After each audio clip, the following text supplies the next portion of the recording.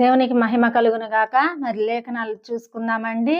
మరి చూడండి, మరి క్రిస్మస్ దినాలు మనకు ప్రారంభం అవుతున్నాయండి. మరి డిసెంబర్ వచ్చిందంటే మరి క్రిస్మస్ దినాలు కాబట్టి చూడండి, మరి ఆ క్రిస్మస్ దినాలలో మరి మనం ఉంటున్నాం కాబట్టి దేవుని యొక్క మాట మనము చూసుకుందామండి. దేవుడు ఏమని చెప్తున్నాడో తెలుసా? ఎవరిని అయితే దేవుడు చూస్తున్నాడో, ఎవరిని న్యాయంగా ఉంటున్నారో, ఎవరు యథార్థంగా ఉంటున్నారో అని చూస్తున్నాడండి. చూడండి, మరి ఆ యొక్క స్త్రీని దేవుడు చూసి ఉన్నాడండి. మరి మరియమ్మ తల్లిని దేవుడు చూసినప్పుడు ఆమె చేస్తున్న ప్రార్థన, ఆమె చేస్తున్న ప్రతి విజ్ఞాపన కూడా దేవుని సన్నిధికి చేరుతున్నప్పుడు దేవదూతలు ఏం చేస్తున్నాయంటే ఆమె ప్రార్థన ఆలకిస్తున్నాయి అంటండి.